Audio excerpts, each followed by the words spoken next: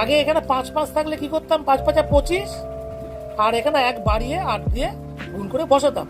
কিন্তু এর ক্ষেত্রেও কিন্তু একই হবে, 3 আর সাথে যদি 10 হয় সেক্ষেত্রে 5 5 থাকলে 5 5 যোগ করে তো 10 হচ্ছে, 3 আর সাথে থাকলেও কিন্তু 10 যেহেতু, তাহলে এই গুণটাও একই রকম হবে, 3 7 21, আর 8 থেকে 1 বাড়বে, 1 যদি বাড়িয়ে দিই 8 8 একে 9, 8 9 72, ব্যাস গুণ হয়ে গেল।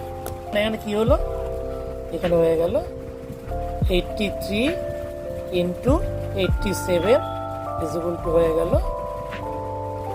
7221। এটা কেন হলো, তার কারণ এই শেষে 5 5 থাকলে যা হবে, 3 7 থাকলেও তাই হবে, ওই দুটো যোগফল 10 হতে হবে। 5 এ 5 যোগ করলে 10, আর এখানে 3 এর সাথে যোগ করলে 10, দুটো এদিকে সমান হবে, কিন্তু এখানে আলাদা থাকলে কিন্তু সেই ক্ষেত্রে কিন্তু এটা হবে।